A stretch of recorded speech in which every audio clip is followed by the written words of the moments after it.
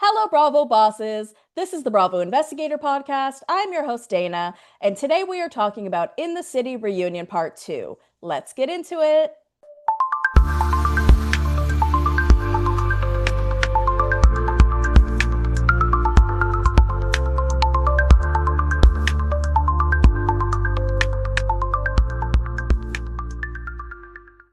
Happy Wednesday, everyone. I hope everyone's had a great week so far and are excited to talk the final episode of In the City today. Like, are we excited? Are we sad that this is all over? Like, how are we feeling? Let's do a temperature check.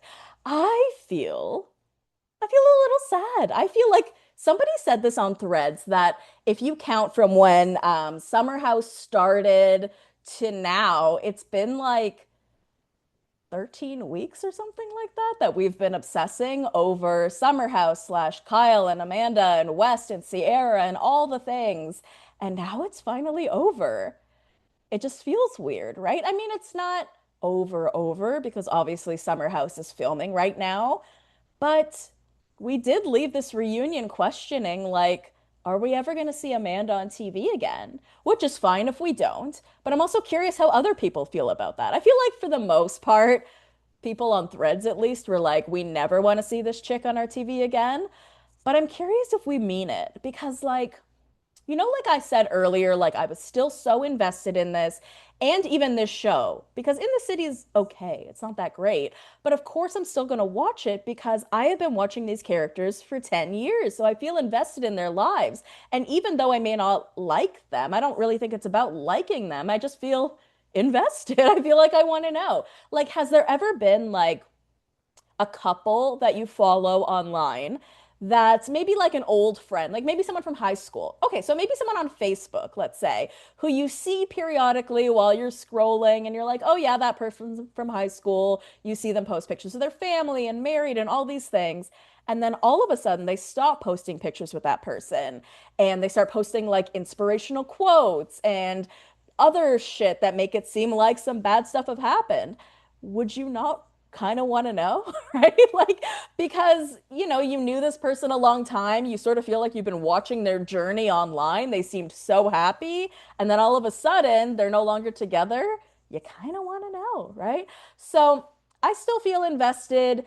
I don't know if I need to see Amanda anymore after this, because what would that even mean? Amanda and Kyle may be able to establish a long-term friendship, but we don't really know what that looks like. I feel like even if they are able to do that, it's going to be touch and go. It's going to be on and off, mostly because that would just be the nature of it. I think that's only fair. Like, they didn't break up because they got along well, because they were compatible as friends, right? They broke up because they were incompatible. I mean, that's really the thesis statement of this entire episode or their entire relationship or this entire season, whatever you want to call it. These two people are incompatible. Do I want to see Amanda and West gallivanting and dating and doing whatever it is that they're doing on TV? Not really. But it doesn't mean I'm not still curious as to what they're doing. So I guess I'll just keep following them online and that kind of thing. That being said, they're just posting shit to like get our attention, right? Like the happy birthday Amanda thing, which I didn't even talk about on this podcast because it was so stupid. But you guys saw that, right? Like Wes posts this picture of Amanda. It looks like it was from when they were in Italy, but he has her highly filtered to the point where she almost looks like Leva from Southern Hospitality. Then he writes HBD homie. Then he deletes that and writes HBD twin. And we're all like, twin? What does he mean by that? And then he posts an explanation of what he means by twin, and it means together we ignore negativity. And then Amanda ends up posting a couple of pictures of Wes and somebody else, highly filtered as well, and put LOLMZ, which is love of my lives. Like, I don't even know what she's doing because who even knows anymore, but I would be fine to never see them on TV again. That being said, we're here to talk about the In the City reunion part two today. I said last week I was surprised that there was even enough for a part two, but we got a little bit of meat on our bone here. But we start where we kind of left off when we were talking about Kenny and Whitney and the single mom card and the nanny and all of these things. And Yvonne kind of jumps in and she's like, listen, Lindsay had a really difficult year last year. So even Yvonne was sort of offended that Whitney was trying to make the room thing a way to try to get Yvonne and Lindsay to be friends again, but she does appreciate it. But at the same time, she also felt like Lindsay was sort of being a mean girl. But in terms of Lindsay having a hard year, I mean, this is something that I talked about on last week's podcast because Lindsay came out online to talk about why she was crying for the last 6 months and what she really meant by that. So, like I said in the last episode, which I'm not going to get into in detail today because I did it last time, I sort of feel like there is so much of Lindsay's life that we have missed out on because she's not allowed to talk about Turner and that whole aspect of her life. So I feel like only to say that maybe her life is maybe more difficult than it appears just because we are not able to see everything in the same way that we are with some of the other reality stars. But when it comes to Danielle and Lindsay, Danielle was really shocked by Lindsay's list of grievances. And so were we all, right? I mean, it was a long list and they were very old. And Lindsay says that, or sorry, Danielle says that it sort of reminded her of Kyle's 17-page email from Days of Yore. When I did my Kyle Cook deep dive, I actually read the 17-page email on the podcast. So definitely go back and take a listen. I did the best I could from pulling from screen grabs from Reddit, but like we got the gist. This he's an angry guy, right? Like he communicates in a really angry way. He's a rage texter before texting existed. He was rage emailing, which is very Bravo, right? We have lots of rage texters in Bravo. Lindsay says that her point was that when they met for lunch the March prior, she felt like everything was good. Danielle came over, met Gemma, everything was great. And then the show starts airing, and it's confessional after confessional of her like really coming for Lindsay in a way that made Lindsay feel like shit. And Danielle's like, okay, but I thought like we texted about the one that bothered you. So I thought that that was like it. And Lindsay's like, well, that wasn't it. But I wasn't gonna like text you each one. Like, at what point is this not my responsibility anymore? And Danielle takes that ownership. She's like, you know what? I wasn't really like paying attention at the time, but it would be my responsibility to watch the show. So she does end up taking that ownership. And she does say, like, at the end of the day, her intent is never to be malicious, which I truly do believe. I truly believe Danielle is just cringe and socially weird and says the wrong thing at the wrong time. I think that that's just classic Danielle. Like, I just think that's her. And I totally understand not wanting to be friends with someone like that. That's totally valid. And I also understand Lindsay's point about you don't want to have to keep like telling the person what they're doing wrong. You want them to change the behavior, right? It's sort of like with James Kennedy and Vanderpump Rules, where he would complain that he would apologize for something and then still be treated badly. And everyone was like, well, that's because you end up doing the same behavior again and you need to apologize again. You're the white Kanye because you always do crazy shit and then you need to apologize, right? And that's like not ideal, I guess.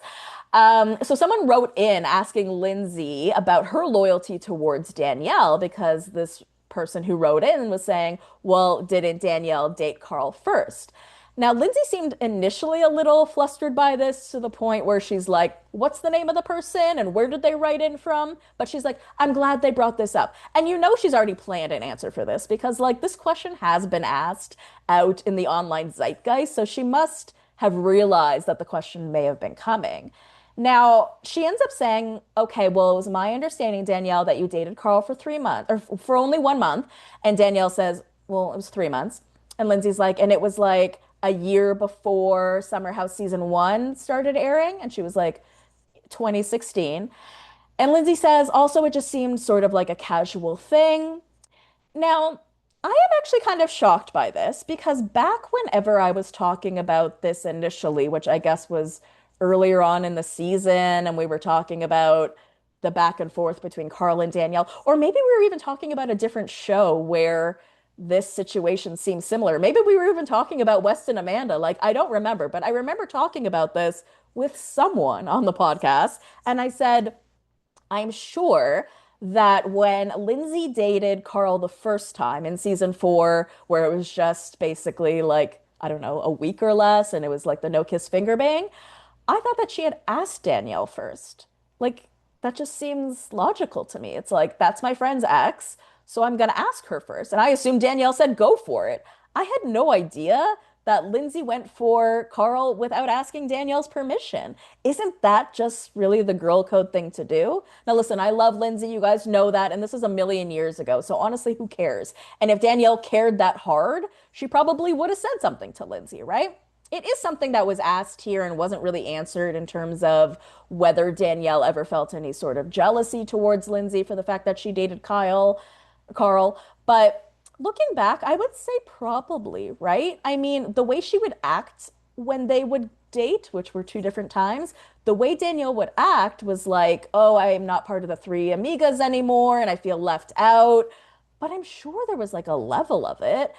And one of the reasons I felt like there was a level of it was because after Lindsay and Carl ended their first entanglement, which was the no kiss finger bang in season 4, that's when allegedly Danielle gave Carl the OTPHJ. Sorry, I have to sound that out in my head when I say it. So I assumed because she did something sexual with Carl right after him and Lindsay ended, that that was her way of like establishing her place back in Carl's life in that way. But Danielle says that that is an absolute lie. It was not a rub over the dick. It was not a hand job. It was not anything. She said she's sick of the over sexualization of the over the pants hand job, but then says that there absolutely was none. Now, Carl and Lindsay did talk about this on their podcast. Carl says that it is true. I don't know, right? Like you have two parties. They were the only two parties there, except the cab driver, I guess. It's like, if he wants to come out now and confirm, well, we'd love to listen, love to get you on the pod, sir. But I am curious because you have two completely different stories here. What I'm also curious about is if this was never true, why did Danielle never say that before? Like, this has been something that was on the show that was talked about. So you would think if this were a lie, that she would have brought this up years ago and said that this was a lie years ago when it was on the show years ago. So I'm not saying she's lying. I'm just pointing out the fact that it's a little odd that this is the first year that she's bringing this up. I know she's bringing it up because Lindsay is bringing it up. But again, like if it never happened, if it were me and somebody was saying on TV many years ago that I gave them a hand job and I didn't, I'd be like, hello, hello, I'd like to correct this, please. So I don't know. But Lindsay is basically just saying, in terms of her friendship with Danielle, it just sort of felt like there was always something. Now, Owen does try to jump in and defend Danielle, and you can see that, like, he hates these people, okay? Like, I don't blame him, right? He came in a weird way. He didn't really know anyone. It's all about drama, and none of these people are really friends with Danielle. Like, Katie DeLuca is very close friends with Danielle, but Katie DeLuca was not really on the season. So Owen tries to jump in and calling Lindsay kind of like a liar and someone who fabricates things and makes up these stories. Now, I wouldn't say that that's true because Lindsay did hear from Carl or someone about the OTPHJ. It's not like she made this up. There was a whole, song and dance about it. So I don't really know, but I appreciate him standing up for her, right? He just did it in sort of like a little bit of an aggressive kind of way. Now, with regards to the dress, okay, this is the most important topic, so it had to be discussed. This is why we had to have a part two. This was integral, okay, you guys? Yvonne says that despite Danielle texting her and saying, are you okay with the dress? She was in a rush. It was her wedding. And so she was busy and didn't really look at it. Danielle is like, are you joking? I sent you a text. I sent many people a text to get the okay. So Danielle felt like she was being set up because she felt like she had done her due diligence. She had asked for permission to wear the dress. But Yvonne felt like Danielle set herself up by wearing a white dress to the wedding. So we come to no real conclusion on this except Danielle promises to dress more appropriately in the future or whatever nonsense. So then we move on to Danielle and Amanda. And Andy asked Danielle about that comment she made a long time ago on like season 5 of Summer House or something where she said that she doesn't trust Amanda. And she explains what she meant was that she felt like she never really got to know Amanda really well and she didn't know what she would get from her. So that's sort of scary and she likes more stable situations. Now, surprisingly, Amanda really took this on the chin and she was just sort of like, I completely understand that. Our friendship was always very surface level, so I totally understand why she felt that way. But like personally, if somebody said that I'm scary or that they don't know what they're gonna get with me, I feel like that's almost like calling someone dangerous in a way. Like it sort of feels like a lot. I mean, I'm not saying it's not true or anything. I'm just surprised that Amanda had such a like laissez-faire reaction to it because to call someone scary is like it means that they're like really, I don't know, like a sketchy person, right? Like I'm surprised that Amanda didn't take it that way, I guess. But Danielle did say that she really appreciates that Amanda texted her and apologized for the way she treated her and Owen with regards to the whole like homewrecker thing. And then Amanda chimes in right there and she's like, yeah, I had that introspection like even before the season started. And so I felt like that was her way of trying to be like, oh, without being prompted, like I had to be prompted with Sierra, I apologized to Danielle on my own. And it's like, bravo, like, good for you. You know how to apologize one time. But then Andy asks her about the time that she didn't apologize very well, because he's like, you seem to be very capable of having this conversation with Danielle and apologizing to her, but you're barely friends with her.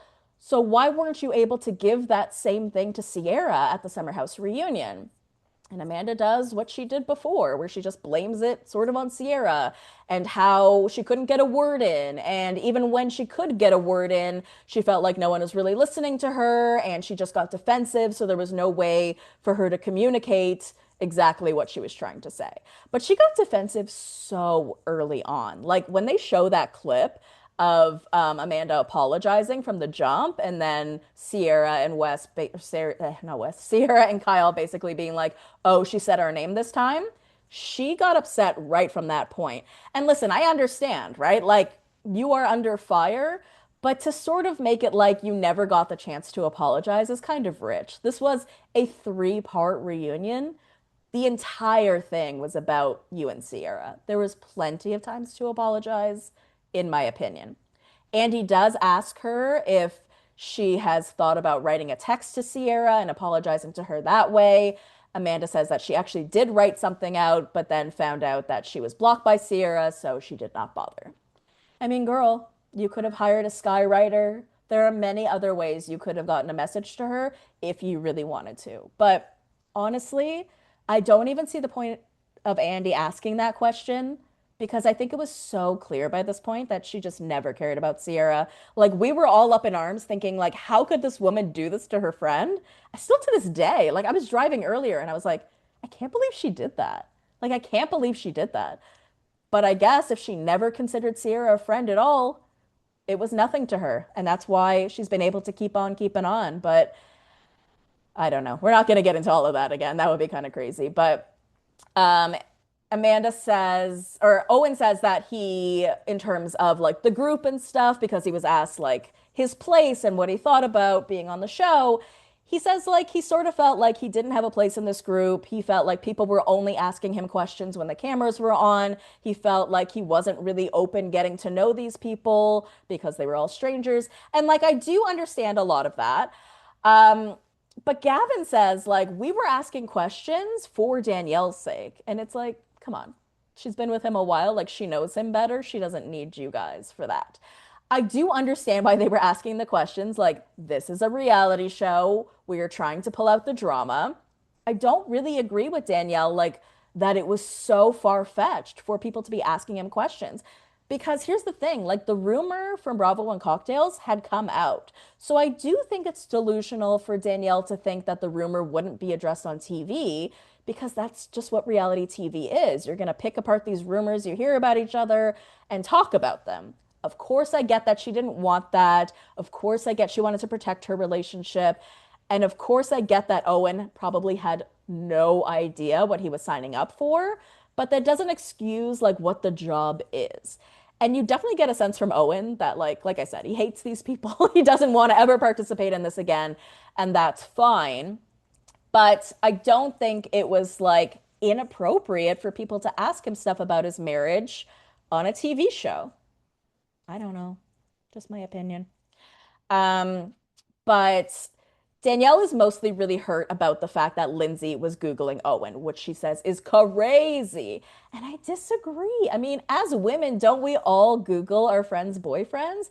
And Lindsay was sort of saying, like, everybody was doing it. Like the boys were the ones who were sort of asking questions and Googling and this sort of thing. So she's like, let me take this on as a very good amateur private detective, as us all millennial women are, right? So she was just like, let me check this out. I don't think it was so insidious.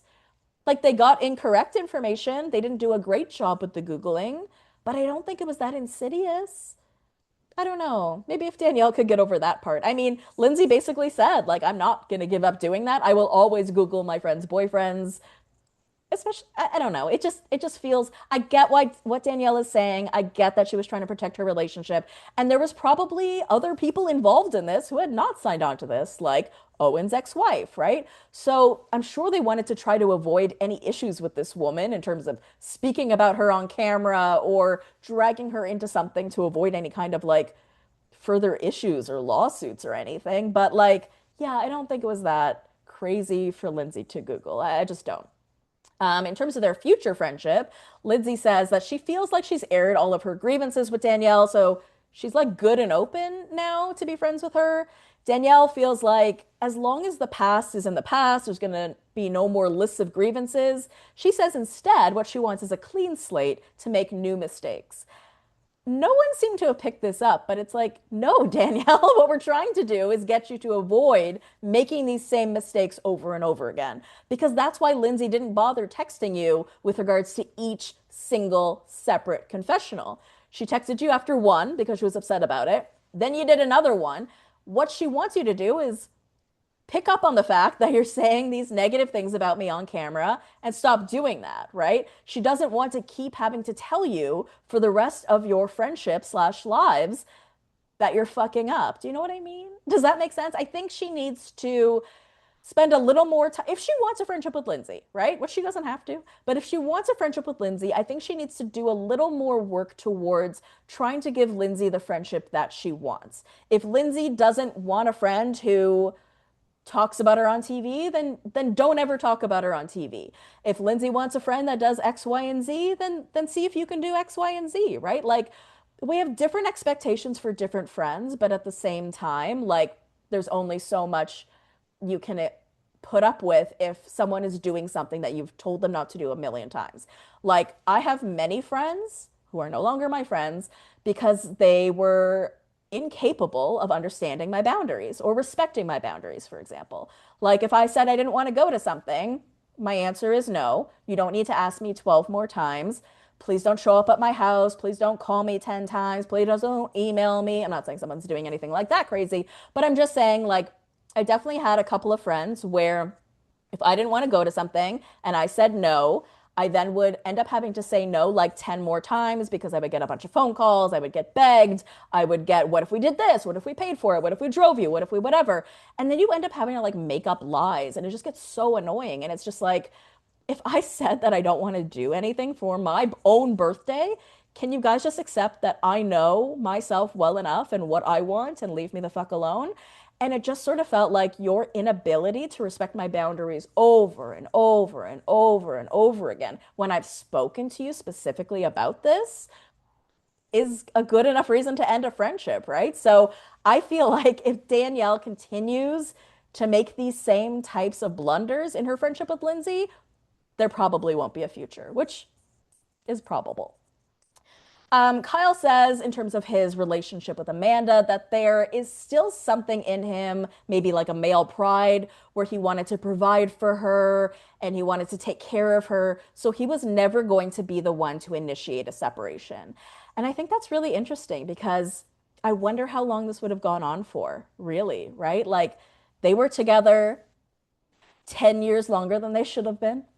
And I just wonder how long he would have gone on, right? It's crazy to think that there are couples out there who are hanging on purely for the sake of that they don't want to be the one to cut it first, right? Like, even in the reality TV space with these beautiful people with these amazing jobs and lives or whatever, when we sometimes see the intricacies of these relationships and find out what's going on, like Tom and Ariana, we were like, wait, what? that's what was going on behind the scenes. And it's just sort of like, but you can but like she can do better, right? Like Ariana, like why are you even with this crud? You know what I mean? And it's like, Tom, if you don't like her and you feel like she has a scary rage and she doesn't have sex with you, why are you with her, right? Like it's just so crazy to me. Or even people like Lindsay and Carl, who I truly believe got together out of the fear of being the age that they were and being worried about, like, not Carl specifically, but more so Lindsay just being like, she was getting up there in age. She was worried about having kids. She wanted to get married. She was worried that she was never going to have another opportunity. And I think they looked at each other and thought, this is sort of our last chance ditch effort because we're both single. We both get along. We're both friends. And we both really want this. And what are the odds? We're still going to be able to find someone. So why don't we date each other? And I think that fear really keeps so many people together. The fear of being alone, the fear of never being happy, even if you aren't happy. The fear, I mean, there's just so many things that comes with it, but I just think it's fascinating what some people will do to avoid being alone, I guess, or to avoid a messy situation. I don't know. It's just really interesting. With regards to him cheating, Amanda says that there was like a time where he was at a club solo and he was dancing with someone close enough to make it look like he was making out with her. And apparently there's a video. Kyle admits that he, you know, was inappropriate with women in the past. He definitely admits that. But then Amanda just out of nowhere says, like, oh, and also I talked to this girl whose friend says that she for sure had sex with you while we were married. It's confirmed. And Lindsay's like, who is she? I'll kill her. And Amanda's like, I don't know, but it's confirmed. And it's like, what do you mean it's confirmed? So a random girl told you that her friend had sex with Kyle. So that's not even the friend that you spoke to, but you're saying that that's confirmed. What kind of investigatory work is this, Amanda Petula? And she's doing that stupid ass smirk grin that she does, where she's trying to make it look like she's right or she's the one who has the information. It's like, fuck off. Listen, at the end of the day, do I think that Kyle Cook cheated on Amanda during their marriage? Probably. But it's weird that we have no real examples. It really is. And then she brings up this time where like he was so inappropriate a couple years ago. It was like New Year's and he was so pissed drunk and she was with him and he like blew raspberries on someone's neck. And Amanda's like, "Who is that?" He's like, "I don't know." So her point is like, if you're doing that in front of me, what in the hell are you doing behind my back, right? So I feel like we have to look at this marriage and like remember that Kyle was a shitty husband, okay? This isn't a one-sided street. But when it comes to like their sex, and I really appreciate that Lindsay actually just asked this question because I was so goddamn curious about this for so long. Amanda explains that like she was depressed for a good portion of their marriage, and then she also felt like Kyle wasn't courting her, he wasn't taking her on dates, and so he would work all day, work all night, come to bed, expect to have sex with her, and she just sort of felt like an object at that point. Plus, there was like him going out and partying and the rumors and stuff like that. And Kyle feels like with Amanda, though, the goalpost is always moving. So there was always something else. Now, I really sat and thought about this and took this in because if we are talking about like other couples that are similar, this did sort of remind me of Tom and Ariana and talking about how I need to have that emotional connection with you in order to be physically intimate with you. I think that makes complete sense. So I understand that part. I also understand the depression part. I also understand the part where, he's not giving her what she wants. He's doing all the things that are the opposite of what she wanted in a marriage, like going out and drinking and all of these things and the rumors. But I question one, how either of them ever thought that this was a healthy marriage if they only had sex 3 times in the 4 years that they were married. And because I don't believe that they thought during the course of their marriage that they thought that this was like a bad marriage, even like early on. I'm talking like early on in the times that they actually got married. Did they think that this was a bad marriage? Because it just feels very confusing to me that this went on for this long, that you guys didn't see that this was such a big problem. Did they talk about this much in therapy? Like Amanda talks about how they had talked about this in therapy prior to marriage, But prior to marriage, they were having a lot of sex. We were seeing that on camera. Post marriage, never, right? And so I wonder about that. I also wonder about, okay, like obviously it doesn't excuse cheating in any regard, but I wonder if Amanda, as an anxious person, because I would, ever thought to herself, oh my God, if I'm not having sex with him, he's more likely to go out and have sex with other people and then get paranoid about that. I just would. I'm just saying. I'm not saying like she owed him sex so that he wouldn't cheat. That's not the idea.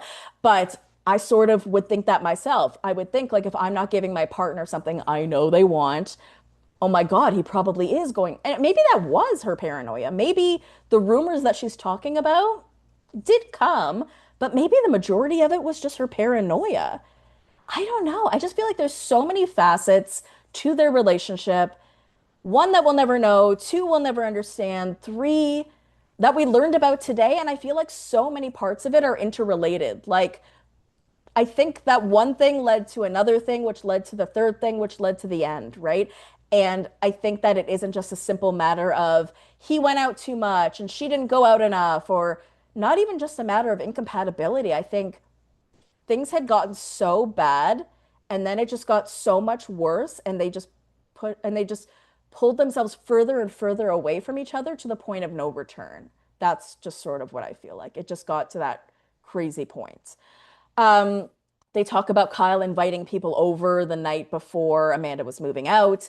Kyle clarifies that that was not at the apartment, it was at the office, which is like connected to the apartment or like two apartments over or something like that. And he's like, it wasn't a girl, it was like a gay guy and his friend who happened to be a girl or something like that. Amanda's like, no, it was ridiculous. It was the night before I was moving out. The bass was so loud, it was bothering the neighbors. And like, I still had hope at that moment that we could work this out. But it was after you did that that I no longer had hope. And it's like, Amanda, you got a year-long lease. You knew there was no hope, okay? Also, if you really think about it, like I've told you guys probably on a previous episode or previous couple of episodes that I was in a similar situation. I wasn't married and taking a break. I was in a relationship. And then we decided, well, he decided to move back in with his parents to see if that would help our relationship. And I had strep throat and the elevators were broken that day. And I helped him move his stuff up and down the stairs over and over again and then drove him to his parents' house, which is insane now looking back. If I decided that I wanted to go out all night and party or not even be home, I feel like that is so my right. Because Kyle is saying, like, yeah, I didn't want to come home. Like, it's not like you guys had made this decision together. Even if you had, I mean, it's not like Amanda even said, like, hey, let's spend the last night in the apartment together and watch movies and cuddle or whatever. There was no plan for this. You knew he was going to the marathon this weekend. And of course, he doesn't want to watch you move out. I think that's so valid. And I don't think it's like a fuck you thing in the way that she's taking it. Like, oh, Kyle's just bringing people over again and partying again. I think he was trying to self-soothe in a way because his wife was moving out and he was sad, you know? Now, Danielle is asked about the comment that she made about Kyle using DJing as sort of like a loophole to drink and party and do all these things. And she says, like, if you were having trouble in your marriage, it would have made sense for you to like take one of those things off the table. Like maybe you could DJ without drinking. And Kyle's like, I did that in January. I did dry January, but it doesn't matter because that wasn't like the point. All right. And then Andy asked them about like their fighting and how they would name call and stuff. And he's talking more towards Kyle because we saw that pretty heavily on Summer House. We saw Kyle call Amanda a fucking bitch and an asshole and all these things. And Kyle's explanation is, yeah, we did that at home too. We had fighting matches at home, no different than on Summer House. And Amanda's like, no, I would never yell. And he's like, yes, you would. Do you think I was just yelling into thin air? And she's like, yes. And the name calling was all you. And he's like, no, you would name call me too. And she's like, no. So I don't know. I mean, I would say that name calling is not okay on either end. And I thought it was absolutely gross when Kyle did that on Summer House. I don't know if Amanda ever did that back. I wouldn't put it past her, but it's definitely not okay on either end. And then we finish off by talking about their actual divorce filing. Amanda says that Kyle has responded, but she makes like this snippy comment about like, oh, he wants to get divorced, but he still wants certain things. And he's like, well, you still have all your shit in my apartment. so I'd like you to get that out. I still pay for your health insurance. She's like, oh, thank you. Why are you laughing like that? Your ex-husband, while you have a new boyfriend, is paying for your health insurance? Be an adult, Amanda. Pay for your own shit. I'm not even sure if I believe her when she says, I was trying to make this work for so long because there was so much love there because I couldn't imagine my life without him. When you say you couldn't imagine your life without him, is that because you physically didn't know how to live without him? Was he brushing your teeth for you too? It sort of felt like he was doing a lot of adulting for you. And I kind of think that maybe that was part of the reason she didn't let him go because she was just like, I don't know how to exist without Kyle because Kyle does everything for me and I'm going to have to learn how to be a 30-something-year-old woman in New York. Like, I just feel like that's so crazy. They both agree that too much damage has been done. And this is something we all know, right? I mean, I think it's really clear when we sit here and try to pinpoint who's at fault, that both parties are at fault, that both parties are not compatible, that both parties needed this marriage. Actually, we all needed this marriage. The Bravo universe needed, sorry, this divorce. The Bravo universe needed this divorce. So I'm really glad that we are where we are, and that is good news. So that is the end of the episode for today. I hope you guys enjoy it. I will be back on Friday with House of Stassi, and I love you, BBs. I will see you next time.